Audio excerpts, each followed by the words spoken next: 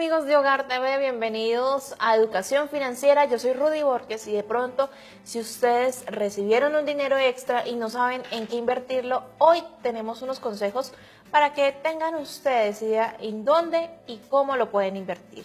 Hoy me encuentro con el empresario Rafael Rodríguez. Hola Rafael, ¿cómo estás? Hola Rudy, bien, muchas gracias. Bueno Rafael, la duda de siempre, ¿en qué invierto? Ok, bueno, yo quisiera tratar dos temas principalmente. Ok. Siendo honestos, para nosotros los latinos, pensar a largo plazo es muy complicado. Hay inclusive algunos expertos que dicen que nosotros ya genéticamente, como cultura en general, estamos programados para pensar en el corto plazo. Okay. Entonces, de ustedes va a exigir un esfuerzo racional, un esfuerzo de voluntad, empezar a pensar en el largo plazo. Es imposible, claramente, construir éxito financiero sin un pensamiento a largo plazo. Es imposible. Entonces, lo primero que yo les quiero recomendar es, yo sé que es un esfuerzo, no es fácil, por lo que acabamos de conversar, nuestra naturaleza va a jalar para gastarnos ese dinero lo más rápido posible. Y digo gastar porque adicionalmente de que nuestra tendencia natural es pensar en el corto plazo, nuestra cultura tampoco ha sido una cultura que haya sido educada en invertir. Exacto. Para la mayoría de las personas lo que son inversiones realmente no son inversiones. Entonces, ¿qué es una inversión? Una inversión es algo que gana valor con el tiempo. Por ejemplo, un carro, si yo lo compro, a menos de que vaya a poner a producir ese carro, no es una inversión sino un gasto porque yo apenas lo saco del concesionario ya perdió 20-30% de su valor. Una inversión naturalmente debe ganar valor con el tiempo. De la misma manera, por ejemplo, las casas, muchos contadores, por ejemplo, dirían que la casa donde yo vivo es un activo, por lo tanto una inversión. Pero desde un punto de vista técnico no es así, porque la casa donde yo vivo naturalmente va a ir perdiendo valor adicionalmente de que está sacando dinero de mi bolsillo. Entonces, otro principio de una inversión es que ésta debe poner dinero en mi bolsillo. En el ejemplo de la casa mi casa donde yo vivo, me está sacando dinero todos los meses. Yo tengo que pagar arriendo, tengo que pagar administración, tengo que pagar servicios, un montón de cosas que están sacando dinero de mi bolsillo. ¿Ok? Entonces, digamos que ya con esos dos contextos, o ya contextualizando con esa introducción, yo creo que depende, en qué invierto depende del tipo de personalidad que tenga yo. Okay. En términos generales, los expertos de inversiones han clasificado en tres tipos de perfil de riesgo. El perfil conservador, que es una persona que de pronto no se siente muy segura o no le gusta, digamos, arriesgar y quiere jugar a lo seguro. Mi recomendación para ese tipo de persona es que busque inversiones que estén rentando por encima de la inflación. Digamos, en el momento que vean este video, no sé cuál será el porcentaje de inflación, pero digamos, por un ejemplo, digamos que la inflación esté en el 7%, por decir cualquier cosa. Entonces, yo les recomiendo que busquen inversiones para las personas de un perfil conservador, que busquen inversiones que renten por encima del 7%. ¿Por qué? Porque si la inversión está rentando por debajo de la inflación, eso quiere decir que yo estoy perdiendo dinero. ¿Listo? El siguiente perfil de inversionista es un perfil moderado. A ese tipo de personas, digamos que les gusta, o no son tan de pronto tan conservadoras como las anteriores.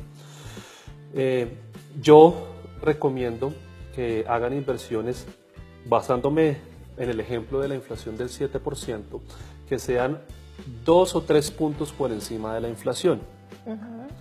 Normalmente las inversiones financieras, lo que uno consigue en las entidades financieras, lo que se conoce como instrumentos financieros, en promedio están dando en promedio entre el 8% al 10% efectivo anual de rentabilidad. Yo no les sugiero que metan su dinero en un CDT, que es lo que la mayoría de las personas hacen, porque los CDTs rentan por debajo de la inflación. Okay. Si ustedes se dan cuenta, hay CDTs que pueden estar rentando menos del 5%, y pues la inflación, si mi memoria no me falla, en Colombia está por encima del 5%. Si la inversión está por debajo del índice de inflación, la persona está perdiendo dinero. ¿ok? Entonces, para las personas con un perfil de riesgo moderado, ya existen otros tipos de instrumentos de inversión. Ahí digamos que ya depende del gusto de la persona, básicamente. Muchas personas piensan que solamente los instrumentos de inversión que existen son los financieros o las acciones, y hay muchísimos más. Y además que hay instrumentos de inversión que no necesitan tanto capital como, por ejemplo, digamos que la mayoría de las personas cuando piensan invertir piensa generalmente en dos cosas, o en acciones o en finca raíz. Es lo que la mayoría de las personas piensa. Las acciones personalmente a mí no me gustan, porque yo no las veo tanto como una inversión, sino las veo más como un negocio. La mayoría de las personas que está en el mundo de las acciones compra barato para vender caro. Eso realmente no es invertir, eso es negociar. Okay. De hecho, el nombre que se les da a las personas que hacen ese tipo de transacciones en acciones se les conoce como traders. La traducción de trader a español es comerciante, es una persona que comercia, ¿ok? Entonces, las acciones para mí no son una inversión, sino son un negocio. Ya hablando para el tercer perfil de riesgo, que es el perfil, digamos, osado, una persona que no tiene, de pronto no le interesa protegerse tanto. Hay portafolios de inversión que expertos, digamos que las personas billonarias en términos financieros, recomiendan. Para una persona arriesgada, normalmente dividir su portafolio en instrumentos de inversión distintos. Digamos que voy a hacer un ejemplo sencillo, dividirlo en tres partes para este ejemplo que estamos trabajando. 33% en un tipo de instrumento, 33% en otro tipo de instrumento y 33% en otro tipo de instrumento. Digamos que una persona arriesgada de pronto estaría tentada a el 100% de su dinero meterlo en un instrumento solamente. Pero los expertos dicen que cuando yo soy arriesgado, máximo el 30%, o en nuestro ejemplo, el 33% de mi capital debería estar invertido en instrumentos arriesgados, porque pues obviamente hay instrumentos que tienen más riesgo que otros. Usualmente, entre más atractiva sea el retorno, más riesgo tiene la inversión. Entonces los expertos sugieren, por más arriesgado que uno sea, que nunca meta todo su capital. Entonces máximo el 33% lo metería en ese instrumento financiero. Y en ese instrumento financiero pueden ser infinidad de cosas, Rudy, pueden ser infinidad de cosas.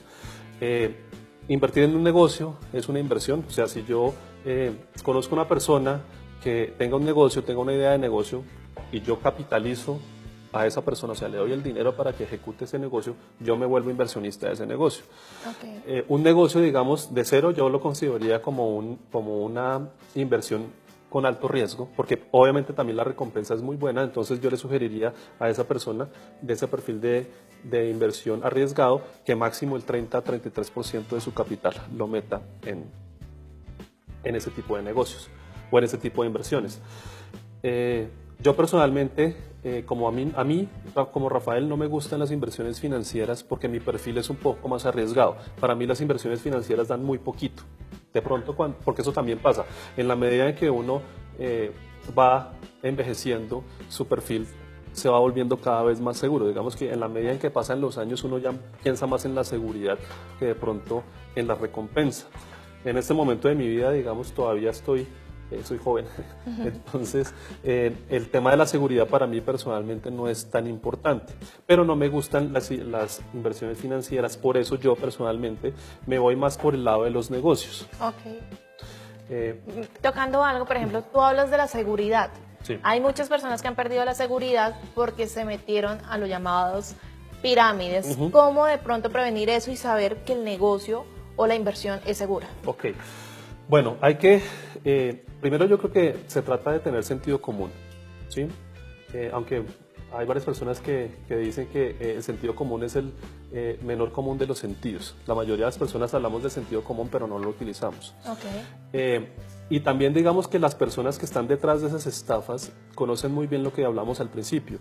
Como saben que al latino le gusta el corto plazo, le gusta todo ya, pues aprovechan esa característica que nosotros tenemos para ofrecer el cielo en la tierra.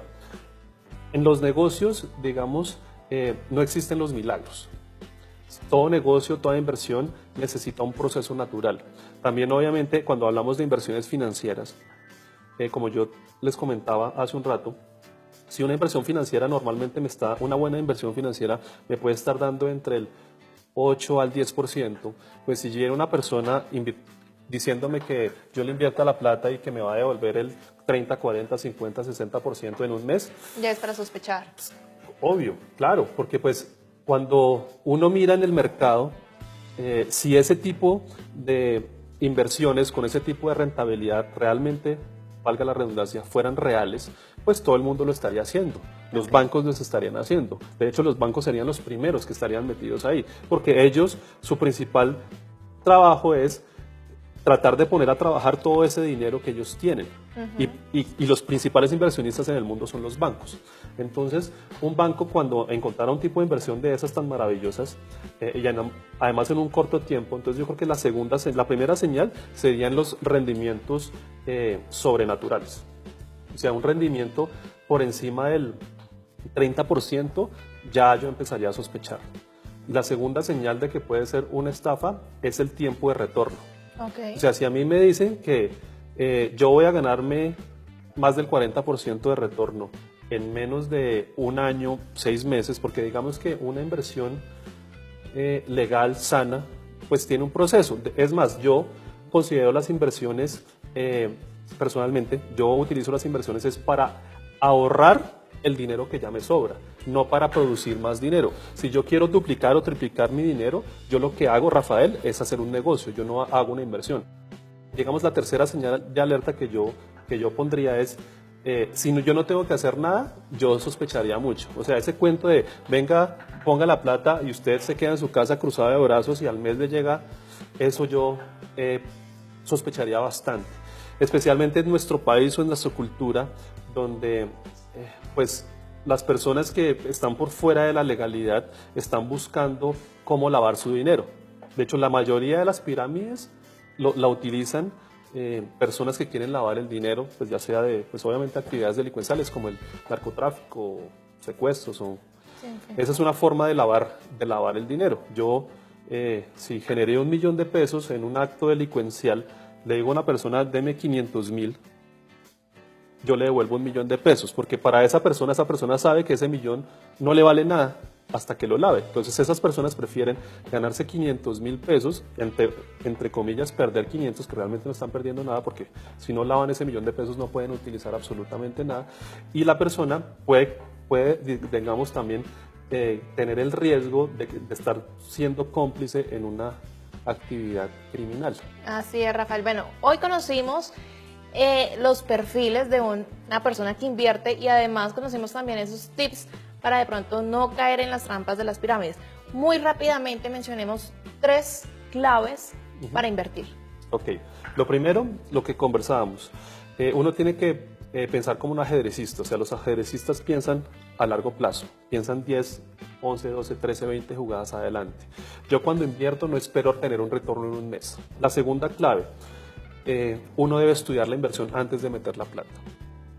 Okay. Yo en mis seminarios enseño que el tiempo de estudio de la inversión debe ser directamente proporcional a la cantidad de dinero que yo debo invertir. Entonces, un ejemplo, yo hace unos años de las primeras inversiones que hice fue en las máquinas dispensadoras de chicles, las que uno ve en cualquier tienda de 200 pesos y que le sacan chicles.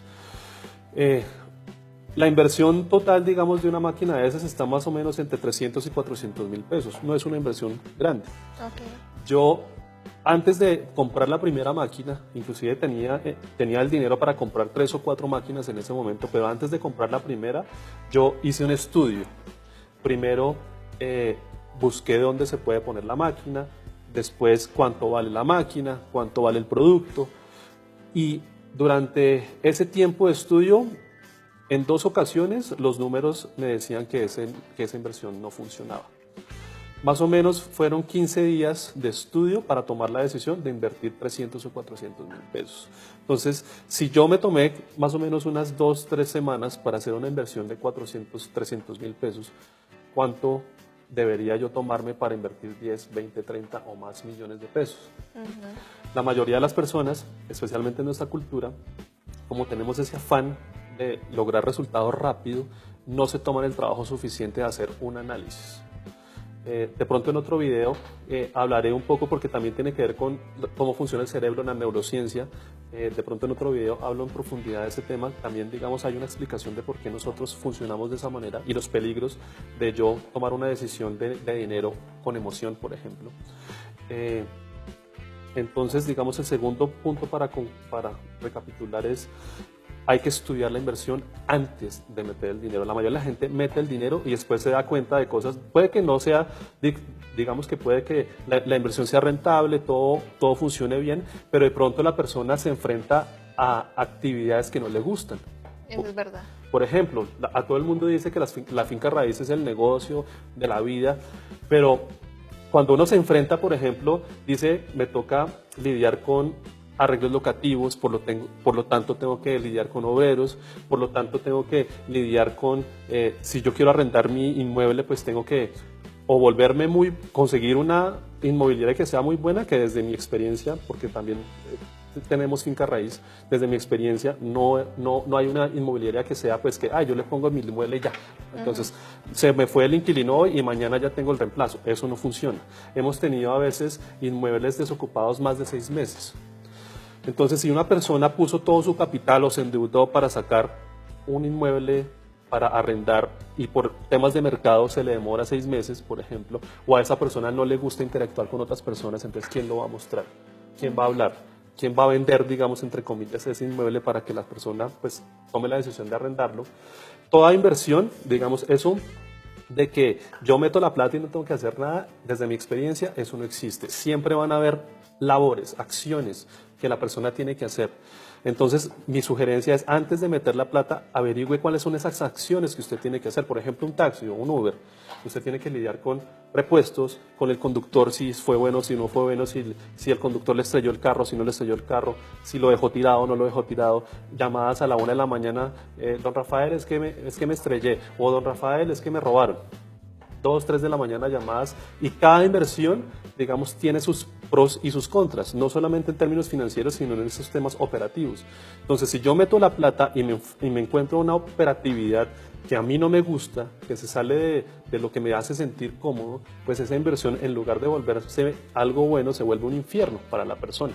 Listo. Y muy rápidamente, la tercera clave, ¿cuál sería? La tercera clave para invertir. Mi sugerencia, o a las personas que van a mis seminarios, yo siempre les digo esto: uno debe empezar a pensar en invertir cuando ya le está sobrando plata. Si uno en este momento no le está sobrando plata, yo creo que uno debería enfocarse de pronto en volverse bueno haciendo negocios. Cuando una persona es buena haciendo negocios, inevitablemente llega un momento en que la plata le empieza a sobrar, y esa plata sobrante es la que uno invierte. Otro consejo que les puedo dar es: plata que ustedes inviertan, asuman que esa plata no existe. O sea, como que, pues, entre comillas, se desapareció. Porque así ustedes no van a estar así estresados pensando, y si es plata que me sobra, pues yo tampoco voy a estar dejando de dormir en las noches pensando si la acción subió o no bajó, o bajó o subió, si el taxista se estrelló o no se estrelló.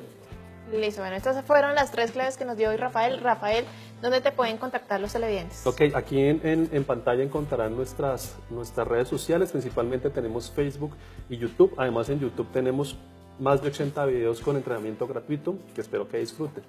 Bueno, Rafael, muchísimas gracias por estar hoy con nosotros. Rudy, muchas gracias. Y ustedes no olviden seguirnos en nuestras redes sociales que están apareciendo en pantalla. En YouTube nos encuentran como Hogar TV Channel y en Facebook como Hogar TV. Nos vemos en un próximo capítulo aquí en Educación Financiera. Un abrazo para todos.